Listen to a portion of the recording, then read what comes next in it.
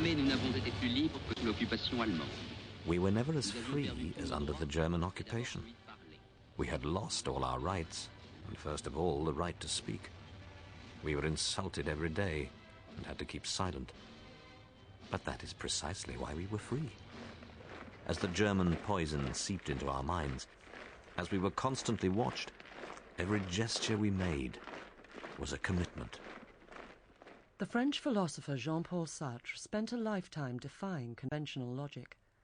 The man who never felt so free as under German occupation would go on to challenge almost every assumption about the way we live in his search for the meaning of freedom.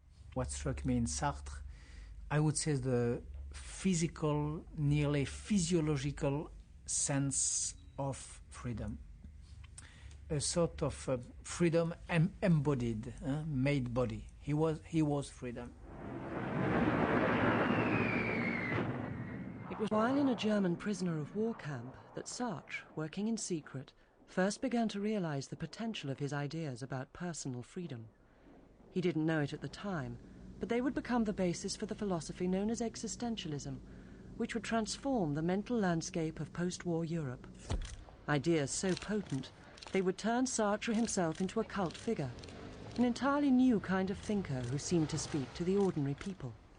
He spoke about freedom, he spoke about action, he spoke about despair, and he tried to tell everyone that, you are in charge of your own life. Only you is in charge of that. You are allowed to build it the way you want, and it will be your own work of art. It is not his fault if people like us, who were not philosophers, who were not thinkers, took him as prophet. But there was another bleaker, less optimistic side to Sartre and his ideas.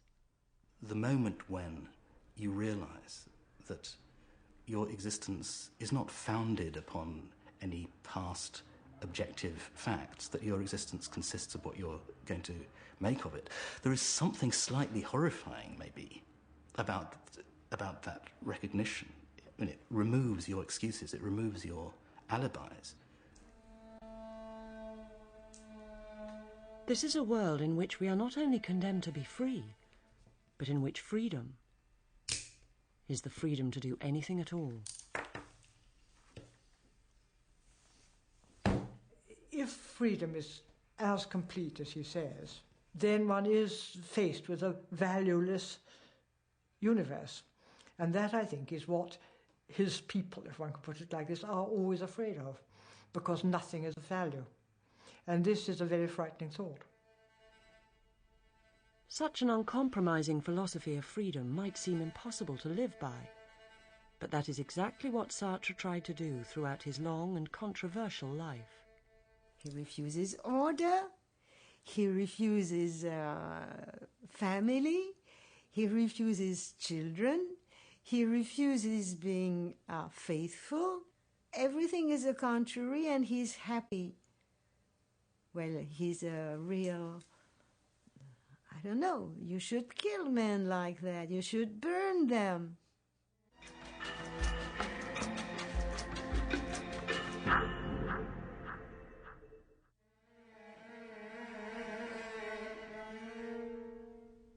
It was no accident that Jean-Paul Sartre's philosophy reached a really wide public for the first time during the immediate aftermath of World War II.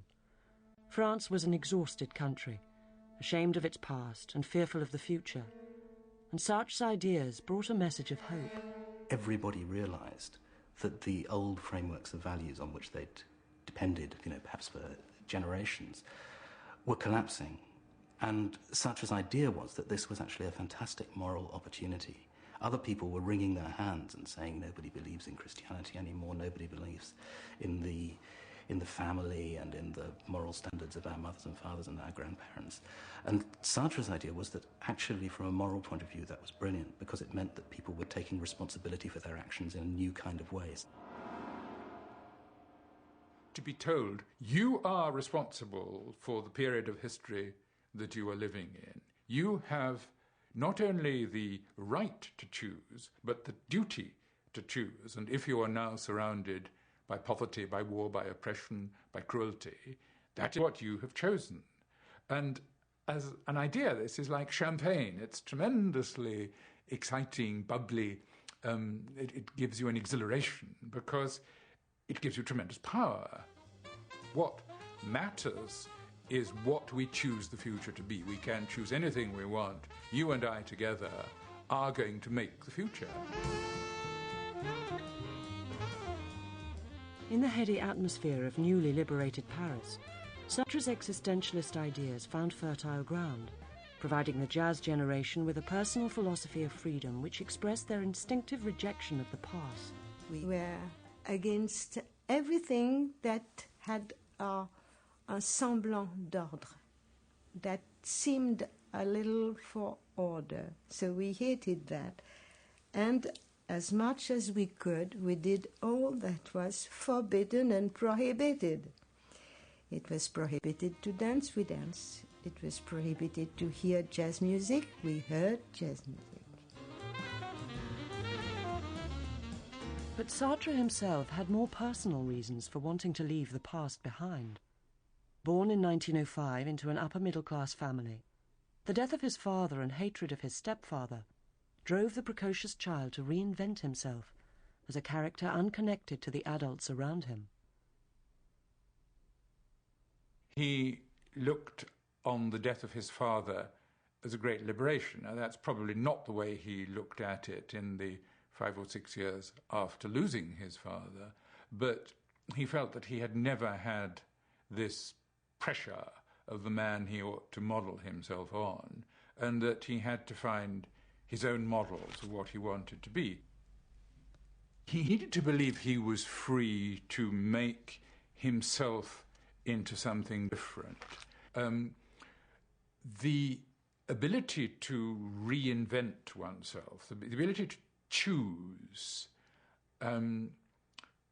became the most important thing that was his possession, and therefore in his philosophy it became the most important thing that anyone else could possess. Another factor in the young Sartre's need to remake himself was his appearance.